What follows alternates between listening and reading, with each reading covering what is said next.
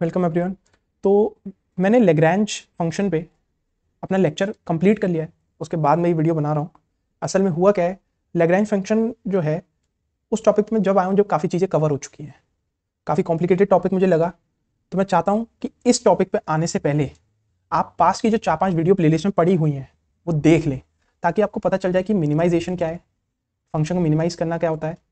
उसके बाद हमारा बायस वेरिएंस ट्रेड ऑफ क्या रहता है, बायस वेरिएंस ट्रेड ऑफ रहता है हमारा। हमारा ओवर फिटिंग अंडर फिटिंग क्या रहती है, ओवर फिटिंग अंडर फिटिंग। और उसके बाद हमारे पॉलिनोमियल लीनियर रिग्रेशन, वेट्स और ये सब चीज़ें क्या रहती हैं, तो ये आपको पता होनी चाहिए। आपको पता होनी चाहिए ग्रेडियंट डिसेंट क्या है। तो मैं चाहूँगा आप ये कंप्लीट कर लें, उसके बाद आगे मूव करें। Thank you. तो अब हम स्टार्ट करते हैं लैग्रेंज मल्टीप्लायर के साथ। मेरे को पर्सनली काफ़ी इंटरेस्टिंग टॉपिक लगता है, थोड़ी देर में आपको भी पता चल जाएगा क्यों इंटरेस्टिंग लगता है। हमने पढ़ा था लास्ट टाइम बायस वेरिएंस ट्रेड ऑफ में ओवर फिटिंग और अंडर फिटिंग के बारे में। ओवर फिटिंग हमारी जब हो रही थी जब कॉम्प्लेक्सिटी हाई थी, कॉम्प्लेक्सिटी हाई। और कॉम्प्लेक्सिटी हाई कब थी, कॉम्प्लेक्सिटी हमारे हाई जब थी जब मॉडल के वेट्स काफ़ी हैवी हो रहे थे।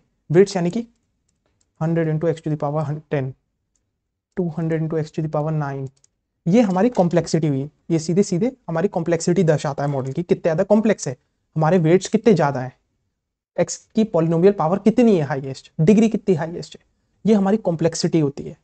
और यही अंडरफिट की कंडीशन आ रही थी जब कॉम्प्लेक्सिटी लो थी। लो यानी कि मैं सीधा सीधा इसी इक्वेशन को अगर मैं ऐसे लिख दूं, इसी प्रेडिक्शन लाइन को, कि 10x+4, तो ये कॉम्प्लेक्सिटी बहुत लो हो गई। और ये हमें कुछ कैसे दिखाई देंगे, ओवर फिटिंग हमें कुछ दिखाई देगा कुछ ऐसा, इस तरीके का ग्राफ बनता हुआ। और अंडर फिट का हमें ग्राफ दिखाई देगा कुछ इस तरीके का, एक स्ट्रेट लाइन। हमें चाहिए ये ब्लू लाइन, ये ब्लू लाइन हमारी अच्छा प्रेडिक्शन करेगी और हमें इसी की जरूरत है। तो इस चीज को कैसे हम प्रॉब्लम को सॉल्व करें, ये ओवर फिटिंग अंडर फिटिंग जो हो रही है हमारी। और हमने एक ग्राफ बनाया था कॉम्प्लेक्सिटी का, और उसमें एक पॉइंट था जहां पे एरर सबसे कम था। अब हमने ये तो बात कर ली कि ये ग्राफ क्या दर्शाता है, अंडर फिटिंग ओवर फिटिंग क्या रहती है, बायस वेरिएंस ट्रेड ऑफ क्या रहता है। अब उसे अचीव कैसे करा जाए, उसे अचीव हम करते हैं इस इक्वेशन के थ्रू। ये हमारा लैग्रैंज फंक्शन है और इसको यूज करके हम अचीव करते हैं अपना एक अच्छी प्रेडिक्शन लाइन।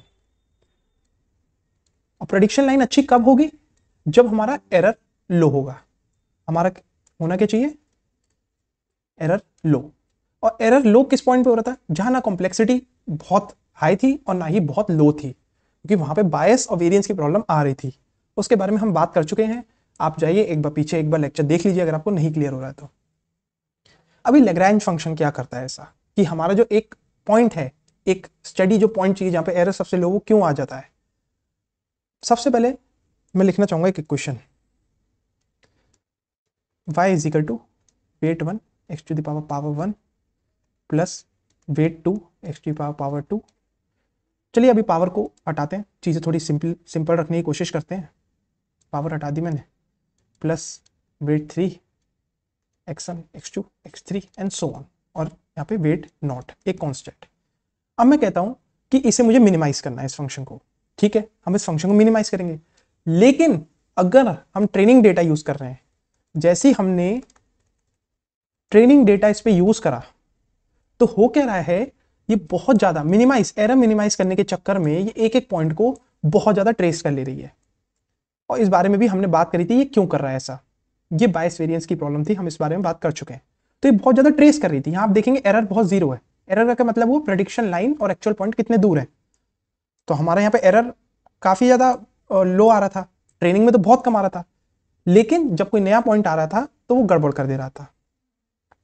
तो अब इस चीज को कैसे सॉल्व करा जाए, इस चीज को सॉल्व करने के लिए जो हमारा लैग्रैंज फंक्शन डेवलप हुआ है वो करता क्या है, मैंने लिया एफ एक्स। चलिए मुझे इसे मिनिमाइज करना है, मैंने इसे मिनिमाइज कर दिया, गुड। इसके साथ मैंने एक टर्म और ली, एक टर्म क्या ली मैंने, लैम्डा जी एक्स। यहां आप ऊपर भी देख रहे होंगे क्वेश्चन में, यहां पे हमने लैम्डा जी एक्स लिया है। ये क्या चीज है, ये जी एक्स क्या है, मान लीजिए ऊपर हमने यहां वेट्स के बारे में बात करी। मैं कहता हूं मुझे हर वेट की value with in the range of 1 चाहिए, या फिर मैं ये कहूं कि जो सब वेट्स का जो मीन स्क्वायर है, वो मेरे को 1 चाहिए, ऐसा कुछ, divided by number of weights, मुझे ये इसकी वैल्यू चाहिए 1। तो इसको मैं कैसे अचीव करूं?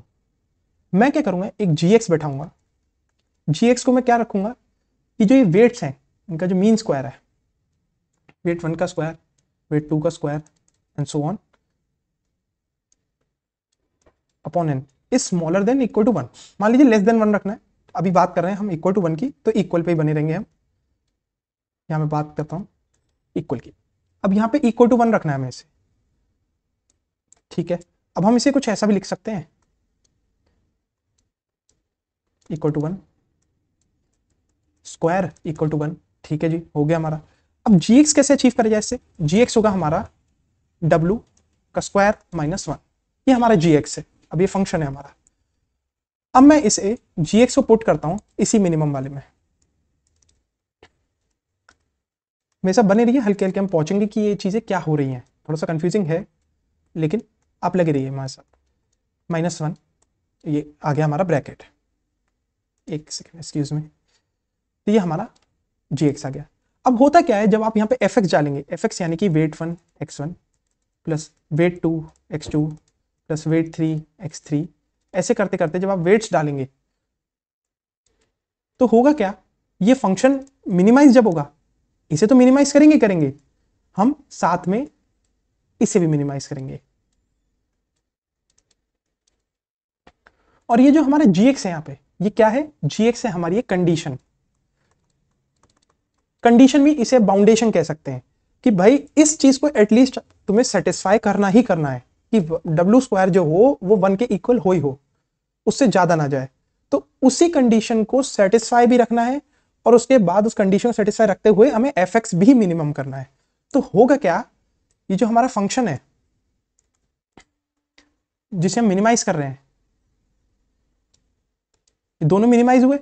अब मिनिमाइज जब होंगे, यहां एरर मिनिमाइज जब करेगा तो ये क्या करेगा, वेट्स को बढ़ाने की कोशिश करेगा कि भाई वेट्स इंक्रीज हो ताकि जो हमारा एरर आ रहा है ग्राफ में वो कम आए। टोटल हमें एरर मिनिमाइज करना है। हमारी इक्वेशन कैसी आती है, जो कॉस्ट फंक्शन अगर मैं लिखूं तो कॉस्ट फंक्शन की हमारी इक्वेशन आती है वाई आई जो प्रेडिक्टेड है minus W T x plus W not, ऐसे करके हमारे पास इक्वेशन आती है। ये मैं यहां पुट करूंगा, ये डब्ल्यू टी ये मल्टीपल वेरिएबल्स की हैं, ये भी आप ऐसे ही समझिए कि वाई आई माइनस और इसका होल स्क्वायर है, हमने इसे मिनिमाइज करना है। ये मिनिमाइज करने का मतलब क्या हुआ, एरर मिनिमाइज करना ग्राफ में, जो हमारा ग्राफ बन रहा था और उसमें यहाँ प्रेडिक्शन पॉइंट था, ये प्रेडिक्शन लाइन थी, तो इनके बीच में कोई डिस्टेंस होगा तो हमें इसे कम करना है। तो ये तो मिनिमाइज कर ही रहे हैं हम, लेकिन उसके साथ साथ हम इस पार्ट को भी मिनिमाइज कर रहे हैं कि भाई तुम ये कंडीशन फॉलो करके इसे भी मिनिमाइज करो। और इसे मिनिमाइज करने के लिए हमारा फंक्शन क्या करेगा, ये जो w1 x1 plus w2 x2 plus w3 x3, ये सब जो इक्वेशंस है वाई आई माइनस ये, और हमारा जो लैम्डा है, लैम्डा के बारे में भी बात करेंगे, w का मीन स्क्वायर माइनस 1, इनके बीच में एक टग ऑफ वॉर शुरू हो जाएगी।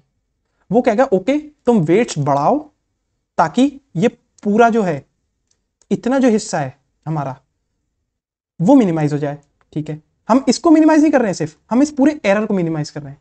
वो कह रहा है कि भाई तुम इसे मिनिमाइज करो कि एरर कम हो जाए। और वो कैसे होगा, वो होगा W1 बढ़ा के, W2 बढ़ा के, W3 बढ़ा के। अब देखेंगे जितना जितना हम वाई आई के क्लोज जाएंगे, वो जब ही जाएंगे जब W1 W2 W3 बढ़ेगा, ठीक है, वो कहेगा बढ़ाओ।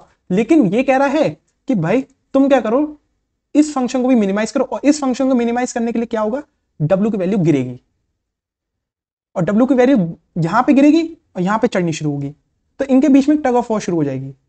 और ये पूरा फंक्शन एक ऐसे पॉइंट पे आ जाएगा मिनिमाइज करने के चक्कर में, जहां पे ना W1 बहुत ज्यादा होगा और ना ही W1 बहुत ज्यादा कम होगा। दोबारा बताऊंगा, यहां पे इस जगह पे W की वैल्यू जो है वो इंक्रीज होगी, यहां पे W की जो वैल्यू है वो डिक्रीज होगी।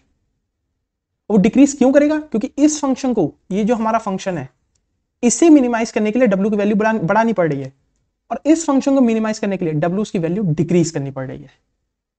तो ये दोनों आपसी में टग ऑफ वॉर खेलेंगे कि भाई हम दोनों को ही मिनिमम होना है, ओवरऑल फंक्शन को पूरा मिनिमम होना है, और तुम्हें इंडिविजुअली मिनिमम होना है। तो वो क्या करेंगे, एक अग्रीमेंट पे आ जाएंगे, वो दोनों एक अग्रीमेंट पे आ जाएंगे कि ठीक है इस जगह मैं भी मिनिमम हूं, इस जगह मैं भी मिनिमम हूं, और ये एक जो कंडीशन है हमारी ये भी सेटिस्फाई हो रही है।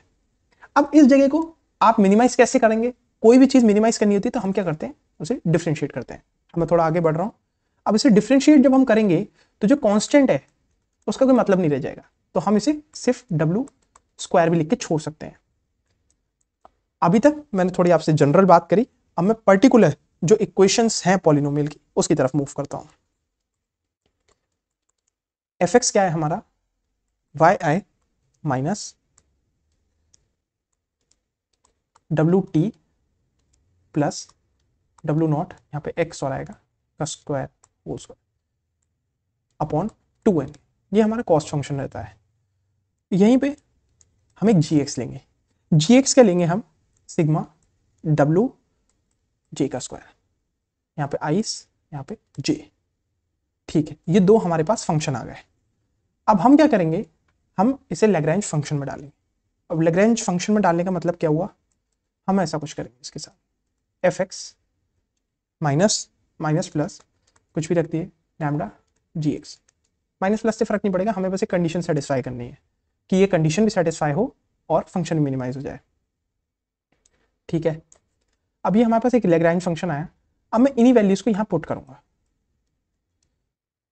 यहाँ पे हम क्या करेंगे, सीधा सीधा ये लिख देंगे, मैं पूरा नहीं लिखूंगा, ये लिखा माइनस प्लस जो भी लैम्डा और हमारा जी एक्स, ये लिख दिया।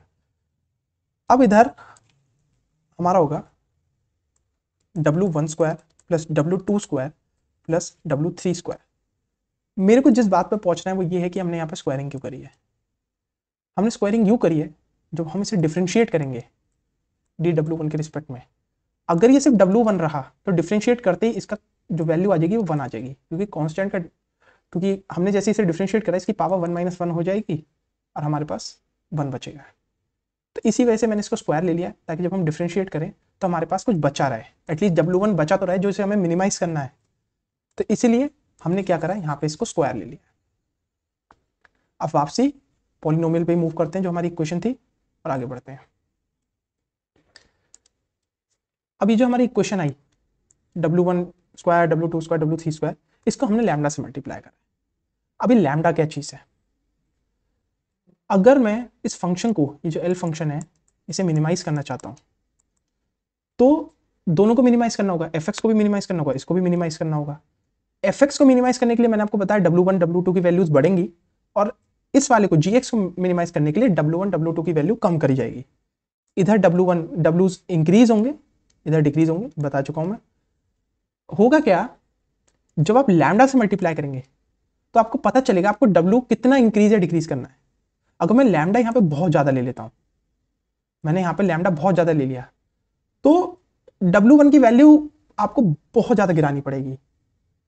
बहुत ज्यादा मतलब, अगर मान लीजिए मैं लैम्डा इन्फिनाइट ले लेता हूं, मान लीजिए मैं 100 ले लेता हूं, और मुझे फंक्शन मिनिमाइज करना है, तो इसे W आ जाएगा मैं 0.01, कि भाई तुम एक अच्छा वेट लेकर आओ, तो हमारे पास लैम्डा इंटू W1 आ जाएगा इक्वल टू 1।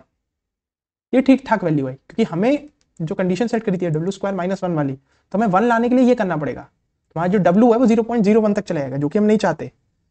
तो हम क्या करेंगे कि लैम्डा चूज करेंगे अच्छा सा, कि हमारा W ज्यादा डिक्रीज भी ना हो जाए। इंक्रीजिंग का काम ये फंक्शन कर लेगा, लेकिन डिक्रीजिंग हमारे कंट्रोल में है कि कितना हमें डिक्रीज रखना है।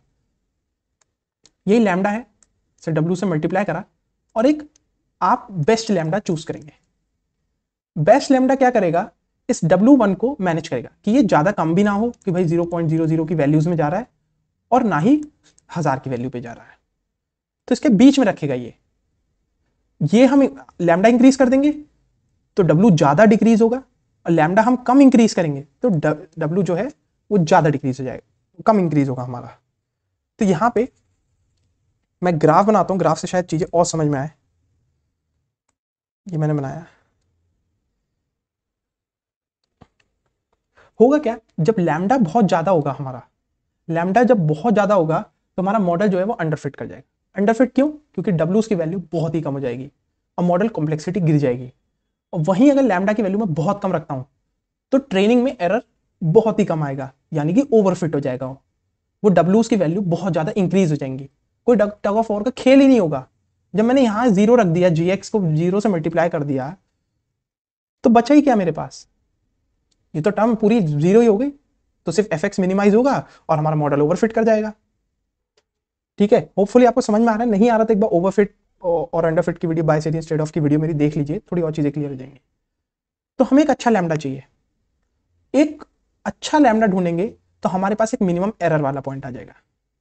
अभी जो एक्स एक्सिस है हमारी, ये हमारा लैम्डा है, जो वाई एक्सिस है ये हमारा एरर है। अब लैम्डा की वैल्यू मैं जैसे जैसे इंक्रीज करूंगा वैसे वैसे मॉडल मेरा अंडरफिट होता चला जाएगा। कम लैम्डा पे मॉडल मेरा ओवरफिटेड है। ओवरफिटेड क्यों? क्योंकि डब्ल्यू की वैल्यू बहुत ज्यादा है, वो बहुत ज्यादा कॉम्प्लेक्स हो जाएगा, ऊपर नीचे हो जाएंगी वैल्यू, और यहाँ पे अंडरफिट हो जाएगा, यानी कि डब्ल्यू की वैल्यू नियरली 0 हो जाएंगी।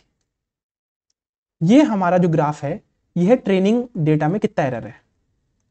ट्रेनिंग, जब ट्रेनिंग हम कर रहे हैं, ट्रेनिंग डेटा के टाइम पे जो एरर है वो कितना है, और ये जो है ये हमारे टेस्ट के टाइम पे है।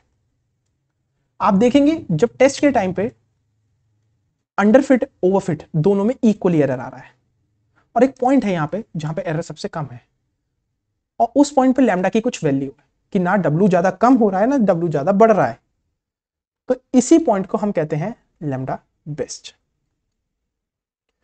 यहां पे आता है हमारा total Lagrange function lambda best निकालने के लिए।